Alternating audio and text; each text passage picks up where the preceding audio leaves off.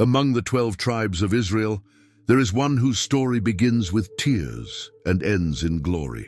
Born along the journey between promises, his first breath coincided with his mother's last. Benjamin, the son of the right hand, bore from birth the weight of being the final link to beloved Rachel. If you've ever wondered why this youngest son of Jacob triggered such profound protection, or how a tribe nearly extinct rose again to produce Israel's first king and even the greatest apostle of the early church, this is a story you need to know. From an overprotected baby to a tribe of fierce warriors, from the brink of extinction to the cradle of leaders who changed the course of biblical history, the journey of Benjamin is a testament to how God transforms tragedies into triumphs. Get ready to discover how the smallest of Jacob's sons became a key piece in the divine plan, leaving a legacy that echoes through millennia. The story of Benjamin begins on a crucial family journey.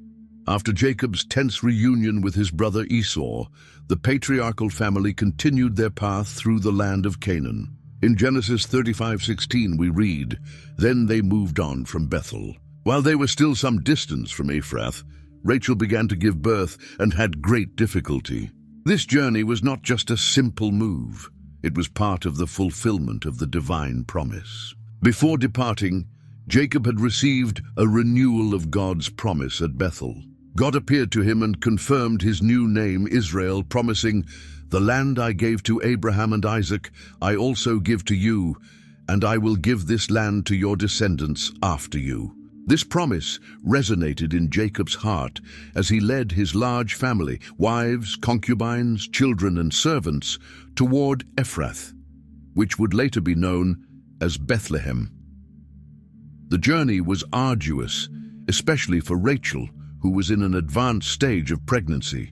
The caravans of that time moved slowly, facing treacherous roads, desert heat by day and cold by night.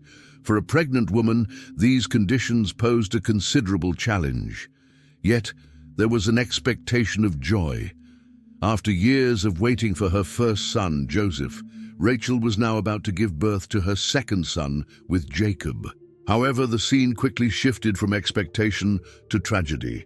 Genesis 35:16-17 continues, "Rachel began to give birth and had great difficulty, and as she was having great difficulty in childbirth, the midwife said to her, 'Don't despair, for you have another son.' Rachel's labor became complicated quickly.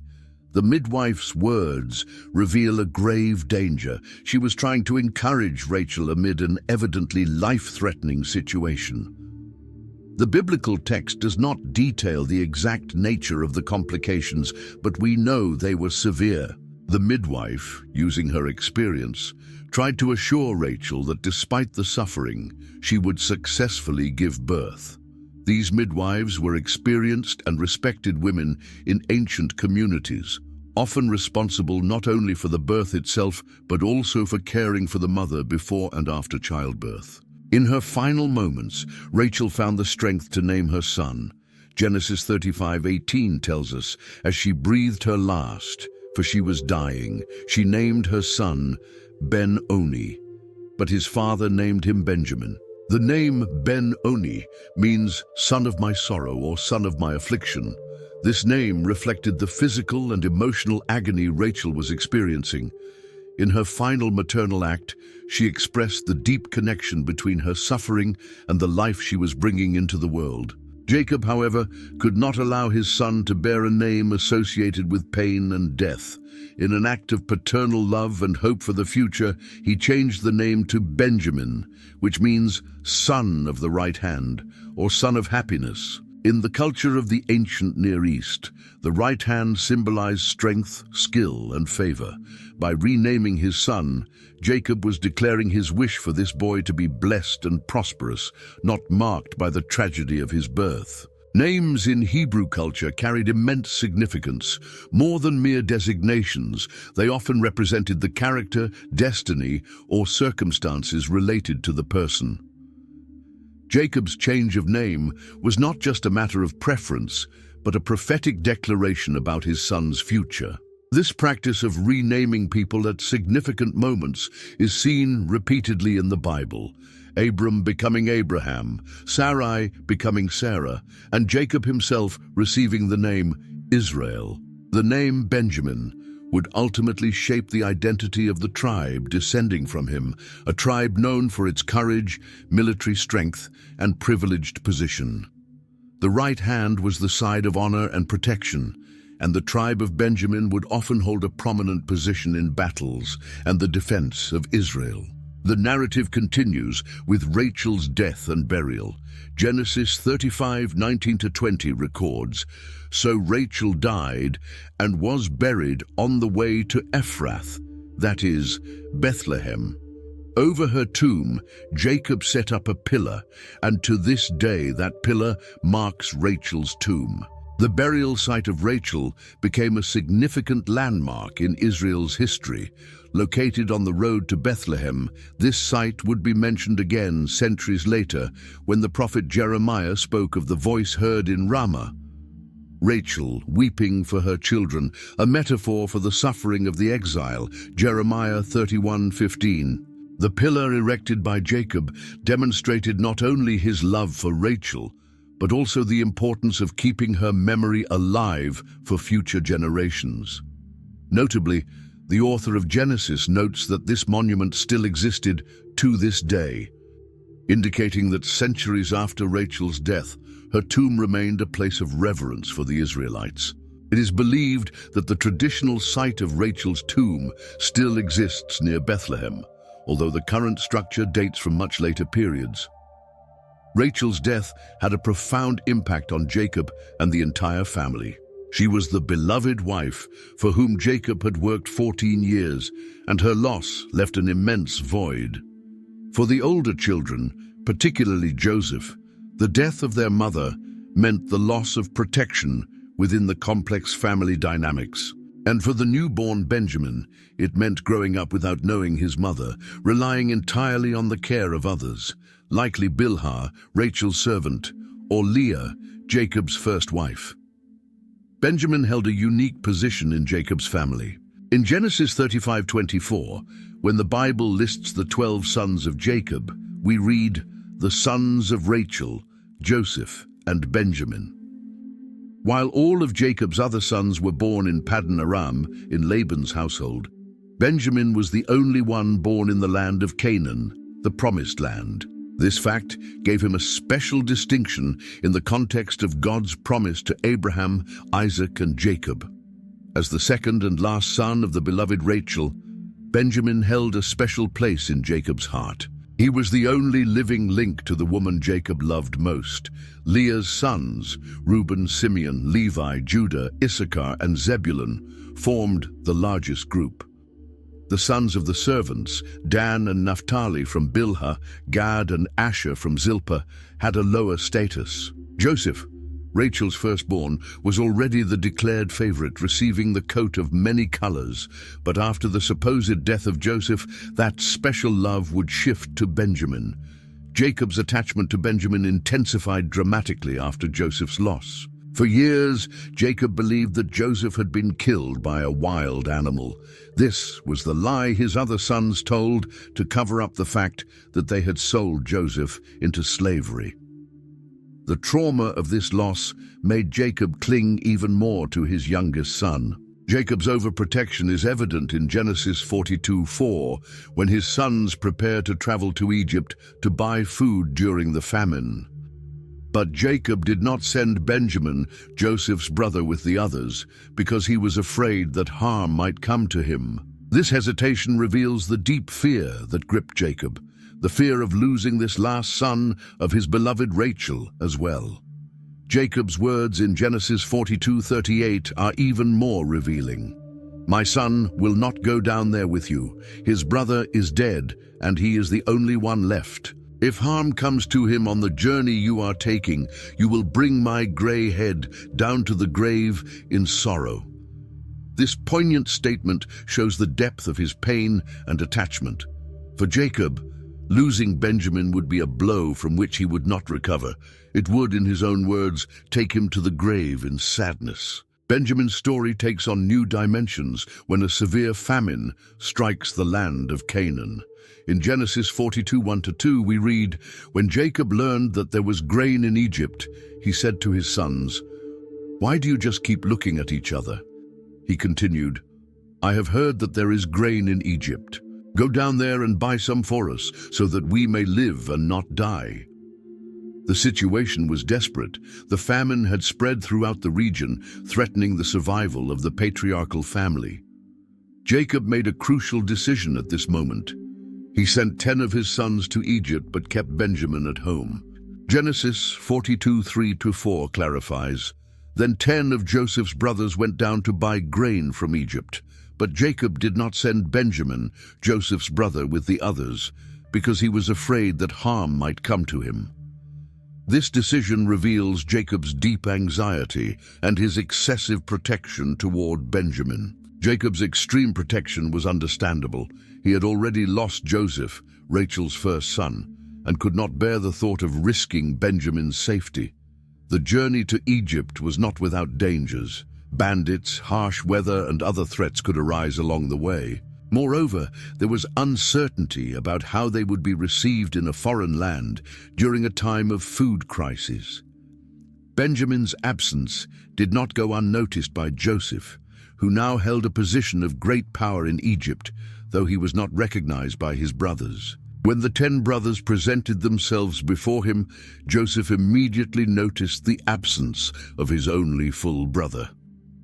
This absence would become the central point of Joseph's plan to test his brothers and eventually reveal his identity. Joseph saw an opportunity to test his brothers' character and see if they had changed since they sold him into slavery. In Genesis 42, 14-15, he accuses his brothers. Joseph said to them, "It is just as I told you, you are spies, and this is how you will be tested. As surely as Pharaoh lives, you will not leave this place unless your youngest brother comes here." This demand was strategic. Joseph wanted to see Benjamin and assess how his brothers treated their father's new favorite. To ensure his brothers would return with Benjamin, Joseph took a drastic measure, holding one of them as a hostage. In Genesis 42, 19-20, he orders, "If you are honest men, let one of your brothers stay here in prison, while the rest of you go and take grain back for your starving households. But you must bring your youngest brother to me, so that your words may be verified and that you may not die." The choice fell on Simeon, who remained imprisoned in Egypt while the others returned to Canaan. Joseph's demand caused distress among the brothers, who immediately connected this hardship to their past crime against Joseph. In Genesis 42:21, they confess among themselves, "Surely we are being punished because of our brother.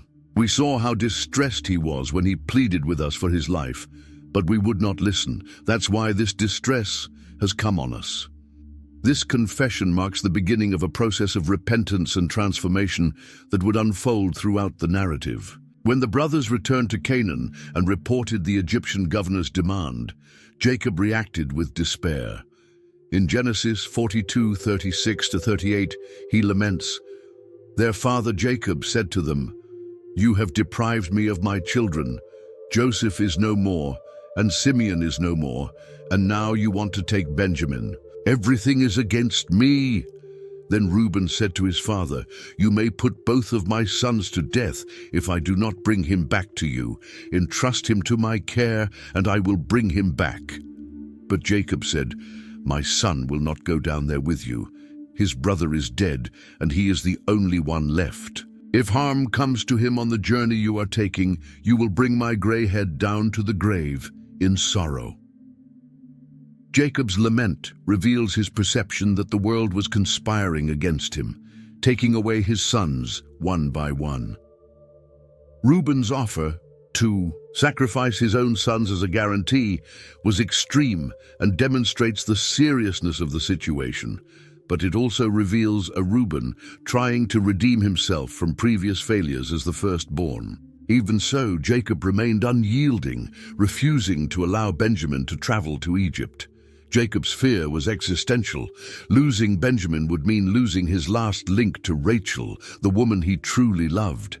His words about going down to the grave in sorrow were not mere dramatic hyperbole, but a sincere expression that such a loss would mean the end of any joy or purpose in his life. The situation remained at an impasse until the famine worsened, forcing the family to consider a second trip to Egypt. In Genesis 43, 1-2, we read, "Now the famine was severe in the land. So when they had eaten up the grain which they had brought from Egypt, their father said to them, 'Go back, buy us a little food.' The survival of the family was at stake, and a new journey became inevitable. It was then that Judah, Jacob's fourth son, took a leadership position. In Genesis 43, 3-5, he confronts the reality of the situation. But Judah said to him, 'The man solemnly warned us, saying, "You shall not see my face unless your brother is with you." No, if you send our brother with us, we will go down and buy you food. But if you will not send him, we will not go down. For the man said to us, "You shall not see my face unless your brother is with you." Judah's intervention is significant. Unlike Reuben, who offered the lives of his children as a guarantee, Judah takes personal responsibility. In Genesis 43, 8-9, he declares, "Then Judah said to Israel his father, 'Send the boy with me, and we will arise and go, that we may live and not die, both we and you and also our little ones. I myself will be surety for him. From my hand you shall require him. If I do not bring him back to you and set him before you, then let me bear the blame forever.'" This moment marks an important transformation in Judah, who years earlier had suggested selling Joseph into slavery. Now, he offers himself as a personal guarantee for Benjamin's safety. This assurance finally convinces Jacob, whose resistance could no longer prevail against the looming threat of famine over the entire family. Reluctantly, Jacob gives in. In Genesis 43, 11-14, he instructs his sons. Then their father Israel said to them, "If it must be so, then do this. Take some of the best fruits of the land in your vessels and carry down a present for the man. Take your brother also and arise. Go back to the man, and may God Almighty give you mercy before the man, that he may release your other brother and Benjamin. If I am bereaved, I am bereaved." His final phrase reveals a resigned acceptance that fate was beyond his control.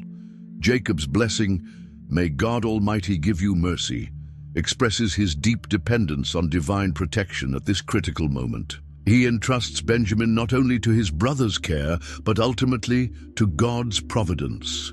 When the brothers arrived in Egypt with Benjamin, Joseph's reaction was immediate and intense.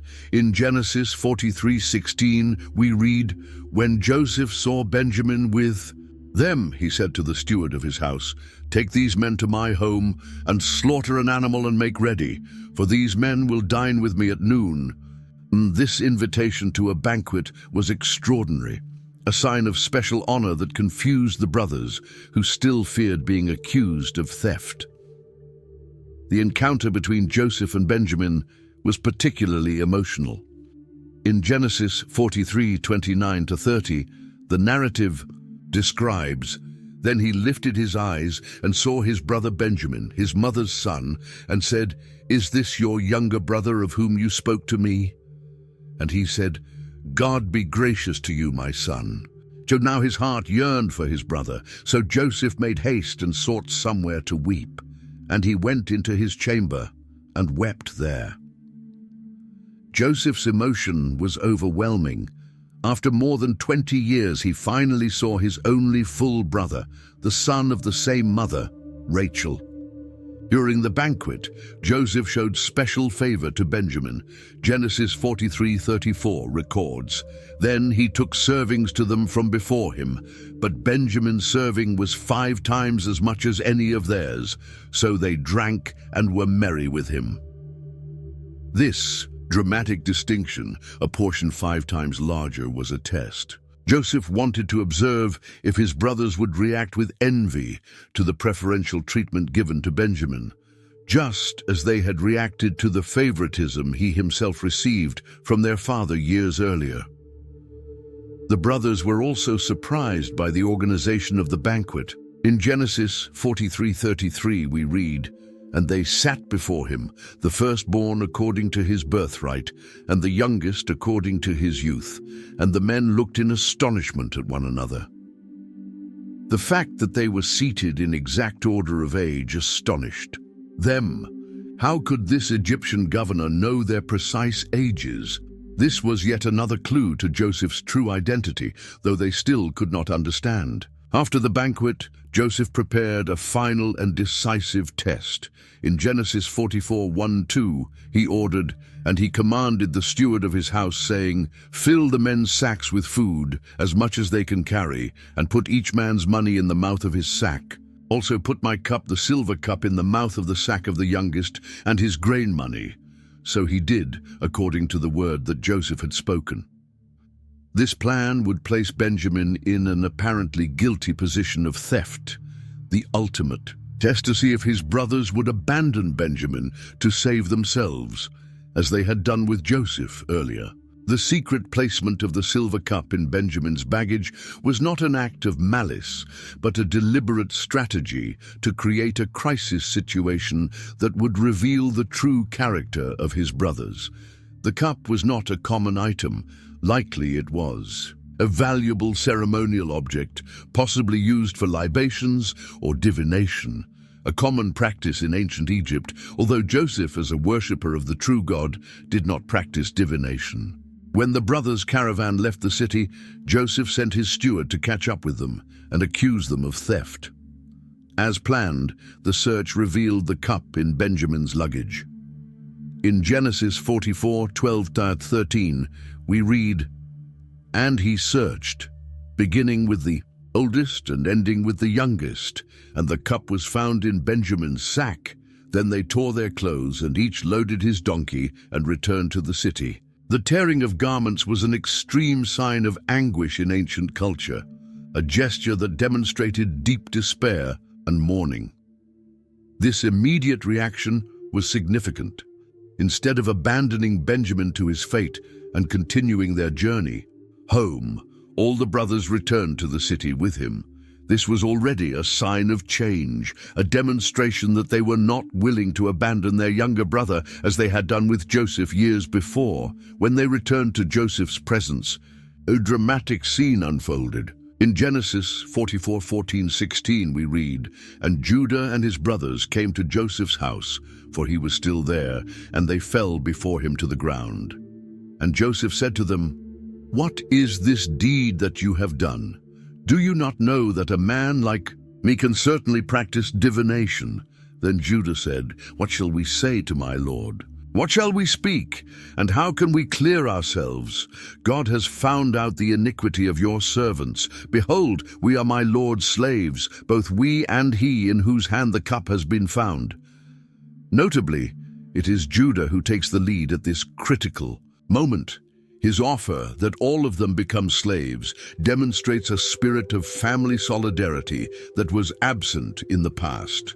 Joseph, however, insists that only Benjamin should remain as a slave. "The man in whose hand the cup was found, he shall be my servant. But as for you, go up in peace to your father." It is at this point that Judah delivers one of the most moving speeches in the Bible. In Genesis 44:18-34, he recounts in detail his father's situation, the special love for Benjamin, and finally offers himself as a substitute. "Now therefore please let your servant remain instead of the boy as a servant to my lord, and let the boy go up with his brothers. For how shall I go up to my father if the boy is not with me, lest I see the evil that would overtake my father?" This speech reveals a complete transformation in Judah. The man who had suggested selling Joseph as a slave now offers to become a slave in Benjamin's place. The mention of Jacob's special love for Benjamin is not made with resentment, but with understanding and respect. Judah fully grasps that losing Benjamin would destroy his father, and he is willing to sacrifice his own freedom to prevent such a tragedy. This demonstration of selflessness and true change of character finally breaks Joseph's resistance. In Genesis 45, 1-3, we read, "Then Joseph could not control himself before all those who stood by him, and he cried, 'Make everyone go out from me.' So no one stayed with him when Joseph made himself known to his brothers, and he wept aloud, so that the Egyptians heard it and the household of Pharaoh heard it. And Joseph said to his brothers, 'I am Joseph. Is my father still alive?' But his brothers could not answer him, for they were dismayed at his presence." The moment of revelation was intensely emotional. Joseph, who had maintained his composure during all previous encounters, now wept openly. The question, "Is my father still alive?" reveals that despite his power and position in Egypt, his greatest concern was still his family. After calming his frightened brothers, Joseph turns especially to Benjamin. In Genesis 45, 14-15, we read, "Then he fell upon his brother Benjamin's neck and wept, and Benjamin wept upon his neck. And he kissed all his brothers and wept upon them. After that, his brothers talked with him." The embrace between Joseph and Benjamin represents a particularly poignant moment. The two sons of Rachel, separated for years, finally reunited. This family reconciliation, in which Benjamin played a central yet passive role, marks a turning point in the history of the people of Israel. The patriarchal family, now reconciled, would be ready to settle in Egypt, where they would grow and become a nation over the next 400 years. Benjamin's story in the Genesis narratives demonstrates how God works through seemingly tragic circumstances. The death of Rachel, the separation of Joseph, the famine in Canaan, to accomplish his providential purposes. The boy whose birth caused his mother's death, and whose life was so protected by his father, inadvertently became the catalyst for healing deep family wounds and the reunification of the future nation of Israel. Before departing this world, Jacob gathered his 12 sons to impart prophetic blessings that would shape the destiny of their tribes. When it came to his youngest son, Jacob spoke revealing words about his future. In Genesis 49:27, we read, "Benjamin is a ravenous wolf. In the morning he devours the prey, and in the evening he divides the spoil." This brief but powerful statement encapsulated the character of the future tribe. The metaphor of the wolf was particularly significant in the culture of the ancient Near East. The wolf was known for its ferocity, agility, and ability to hunt in packs. Unlike the lion, associated with Judah, which represented royalty and dominant power, the wolf symbolized a shrewd, swift, and fierce warrior. This image of the wolf perfectly captured the essence of the small but potent tribe that Benjamin would produce. The warrior nature prophesied in this blessing would repeatedly manifest throughout Israel's history. The Benjamites would become known for their exceptional military skills, including prowess with weapons and innovative combat tactics. Although smaller in physical number, they compensated with bravery and ferocity on the battlefield. The second part of the blessing, "In the morning he devours the prey, and in the evening he divides the spoil," suggested a cycle of conquest, followed by prosperity. The morning represented the early stages of the tribe's history, when they would demonstrate their military capability, while the evening symbolized the later period of stability and sharing of the spoils. This prophecy would be fulfilled not only in the literal battles fought by the Benjamites, but also in the contributions they would make to the nation of Israel throughout the generations. Centuries after Jacob's blessing, when the Israelites conquered the promised land under Joshua's leadership, each tribe received its portion of the territory. In Joshua 18:11 we find, "The lot of the tribe of the children of Benjamin came up according to their families, and the border of their lot came out between the children of Judah and the children of Joseph. This location was not a coincidence, but part of the divine plan for the role Benjamin would play in Israel's history. The territory granted to the tribe of Benjamin was relatively small, but extremely important from a strategic and religious standpoint. In Joshua 18:12-20, the Bible provides a detailed description of the borders of this territory, which stretched from the Jordan River to the Western Mountains. Despite its modest size, this land included some of the most strategic passages and trade routes in the region. Benjamin's geographical location was truly unique, situated precisely between the tribes of Judah to the south and the tribe of Joseph, Ephraim, to the north. This intermediary position gave Benjamin a crucial role as a bridge between the two main powers that would eventually emerge in Israel. Throughout history, Benjamin often served as a mediator or buffer zone between these dominant forces. The Benjamite territory contained several important cities listed in Joshua 18:21-28. Among them were Jericho, one of the first cities conquered in the Promised Land; Bethel, a significant religious center; Geba, a strategic city in the mountains; and Gibeah, which would become the capital of Israel's first king. Perhaps the most significant of all was Jerusalem, then known as Jebus, located on the border between Benjamin and Judah. Jerusalem, although technically on the border, was primarily in Benjamin's territory. This fact would have profound implications for the future, as the city that David would eventually conquer and establish as the capital was largely within this small tribe's territory. The Temple Mount, where Solomon would later build the temple, was also mostly on Benjamite land. Thus, Israel's spiritual and political center would be linked to Benjamin's heritage, partially fulfilling the prophecy about dividing the spoil. During the period of the Judges, the tribe of Benjamin produced notable leaders who exemplified the warrior spirit prophesied by Jacob. One of the most prominent was Ehud, whose story is recounted in Judges 3:15-30.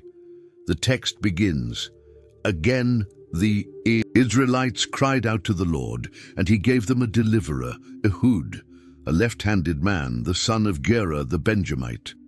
Ehud confronted Eglon, the oppressive king of Moab, who had dominated Israel for 18 years. His left-handedness, literally described in Hebrew as restricted in his right hand, became a strategic advantage. When Ehud went to deliver tribute to Eglon, he hid a dagger under his garments on the right side, unusual as most carried weapons on the left side for drawing with the right hand. The guards, looking for weapons on the left side, did not detect the dagger.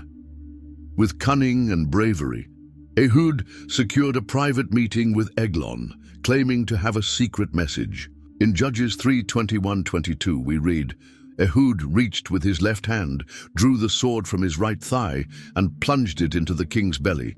Even the handle sank in after the blade, and his bowels discharged. Ehud did not pull the sword out, and the fat closed over it. This bold act was followed by a successful escape and the leadership of a revolt that freed Israel." Ehud's story perfectly exemplifies Benjamite qualities: tactical cunning, personal bravery, and a willingness to conduct daring attacks against seemingly superior enemies. His leadership ensured 80 years of peace for Israel, demonstrating not only the ability to devour the prey, but also to divide the spoil of peace and prosperity. Centuries later, when Israel demanded a king, God chose Saul, a Benjamite, as the nation's first monarch.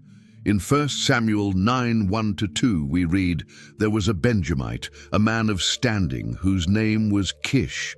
Kish had a son named Saul, as handsome a young man as could be found anywhere in Israel, and he was a head taller than anyone else." The choice of a Benjamite to inaugurate the Israelite monarchy reflected both the tribe's strategic position and its warrior qualities. Saul possessed impressive physical qualities. He was tall, strong, and of noble appearance. Initially, he also demonstrated humility and military capability, leading Israel to significant victories against its enemies. His reign began with promise, fulfilling the prophecy about Benjamin devouring the prey. Unfortunately, Saul eventually succumbed to pride and disobedience, leading to divine rejection and the transfer of the kingdom to David from the tribe of Judah.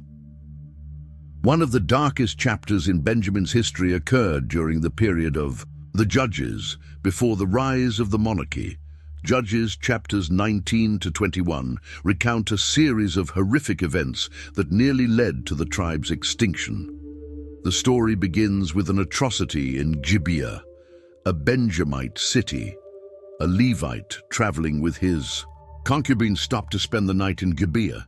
In Judges 19:22-25, we read how wicked men of the city surrounded the house where they were staying, and in an act of extreme violence abused the Levite's concubine throughout the night, resulting in her death.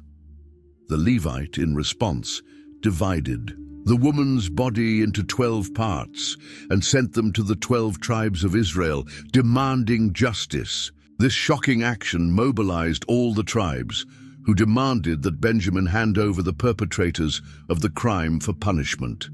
In Judges 20:12-13 we read, "The tribes of Israel sent men throughout the tribe of Benjamin, saying, 'What about this awful crime that was committed among you? Now turn those wicked men of Gibeah over to us, so that we may put them to death and purge the evil from Israel.' But the Benjamites would not listen to their fellow Israelites.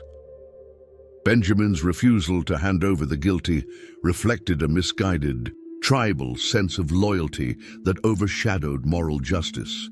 This decision led to a devastating civil war. 3 successive battles took place, described in Judges 20:18-48.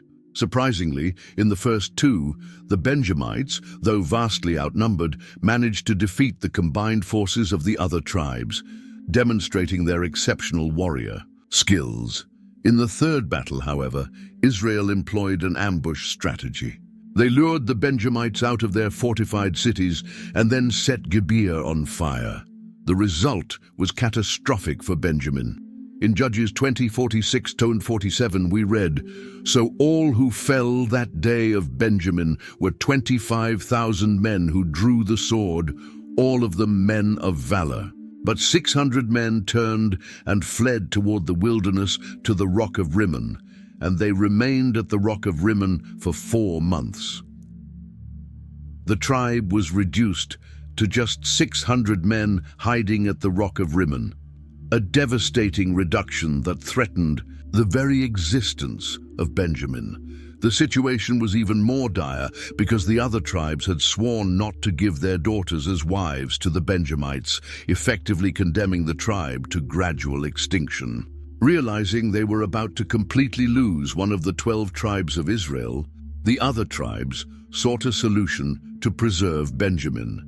In Judges 21:6-7 we read, "The Israelites grieved for their fellow Benjamites. Today, one tribe is cut off from Israel," they said. "How can we provide wives for those who are left, since we have taken an oath by the Lord not to give them any of our daughters in marriage?" The measures taken to ensure the tribe's survival were controversial, including the abduction of young women from Jabesh Gilead, and later the capture of maidens during a festival in Shiloh.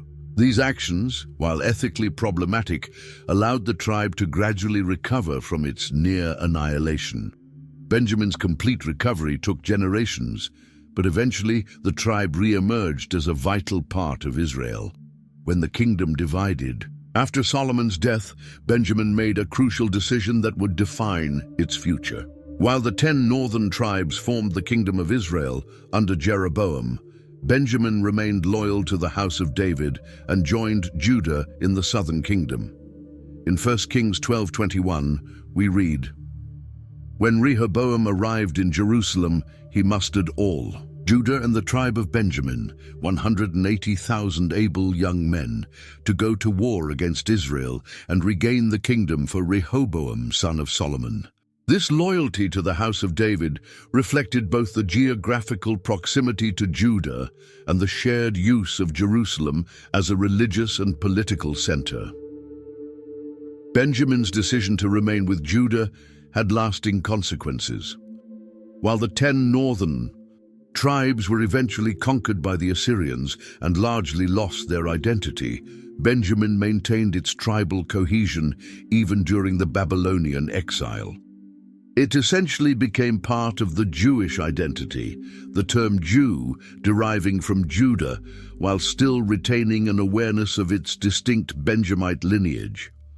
During the exile period, 2 Benjamites played crucial roles in preserving the Jewish people. In Esther 2:5-7 we read, "Now there was in the citadel of Susa a Jew of the tribe of Benjamin, named Mordecai son of Jair, the son of Shimei, the son of Kish, who had been carried into exile from Jerusalem.